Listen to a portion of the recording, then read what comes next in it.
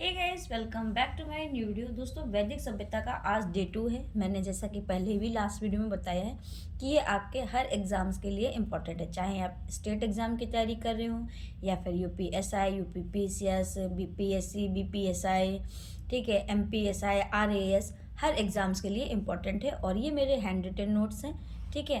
मैंने बहुत ही हर पढ़ के और अच्छे से नोट्स मैंने बनाने की कोशिश की है और मैं वही आपको प्रोवाइड करा रही हूँ। और तो हम लोगों ने कल एक पार्ट कर लिया था और आज हम करेंगे उसका दूसरा पार्ट। तो चलिए शुरू करते हैं। हमने यहाँ तक कर लिया था, आज हम करेंगे इसका दूसरा पार्ट। दूसरे पार्ट में क्या है, यजुर्वेद में पहली बार किसका उल्लेख मिला है? तो राजसूय, वाजपेय और यज्ञ का उल्लेख यजुर्वेद में मिला पहली बार। यह है वेद, यजुर्वेद की बात हो रही, गद्य और पद्य दोनों में था, ठीक। यजुर्वेद ऐसा वेद है जो गद्य और पद्य दोनों में था। ऋग्वेदिक काल की महत्वपूर्ण नदी है, तो सिंधु नदी ऋग्वेद काल की बहुत ही महत्वपूर्ण नदी है। ऋग्वेदिक के किस मंडल में गायत्री मंत्र है? तो तीसरे मंडल में गायत्री मंत्र, ठीक है। ऋग्वेद के किस मंडल में गायत्री मंत्र है? तो तीसरे मंडल में। ऋग्वेद के दसम मंडल नदी सूक्त से रिलेटेड है। किससे रिलेटेड है? नदी सूक्त से। ऋग्वेद में सर्वाधिक पवित्र नदी सरस्वती, ठीक है। ऋग्वेद में सर्वाधिक पवित्र नदी किसे माना गया है? तो सरस्वती नदी को माना गया है। यजुर्वेद के पाठकर्ता को कहते थे, तो यजुर्वेद के पाठकर्ता को कहते थे अर्ध्व, ठीक है, सॉरी गलत बोल दिया। तो ऋग्वेद के पाठकर्ता को हम कहते थे अध्वर्यु, सॉरी मिस्टेक हो रही है, अध्वर्यु, क्या कहते थे? अध्वर्यु कहते थे।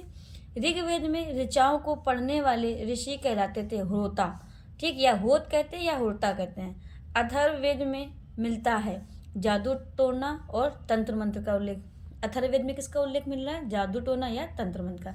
सबसे नया वेद अथर्ववेद। वेदों की टीकाओं को कहा जाता है ब्राह्मण ग्रंथ। वेदों की टीकाओं को क्या कहा गया? ब्राह्मण ग्रंथ। आर्यों का प्रारंभिक जीवन कैसा था? तो पशुचारक था। आर्यों का प्रारंभिक जीवन पशुचारक था। आर्यों का गौड़ व्यवसाय कृषि। भरत कुल के पुरोहित कौन थे? वशिष्ठ। रथों का प्रयोग आर्यों द्वारा किया गया। ऋग्वेद में कितनी नदियों का जिक्र मिलता है? तो 21 नदियों का जिक्र मिलता है। ऋग्वेद काल में पुलिस को उग्र और गुप्तचर को स्पष्ट बोलते थे। ऊनी कपड़ों को क्या कहते थे? सामूल्य। ऊनी कपड़े क्या कहलाते थे उस समय? सामूल्य कहलाते थे। तंबाकू का ज्ञान किस काल को नहीं था? वैदिक।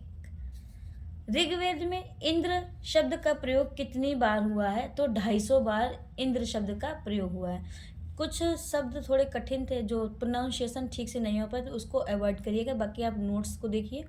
तो आज के वीडियो में इतना ही रखते हैं, इसके नेक्स्ट पार्ट में मिलते हैं। वीडियो पसंद है तो लाइक, कमेंट एंड शेयर, साथ साथ सब्सक्राइब करना ना भूलें। Thanks for watching, stay tuned.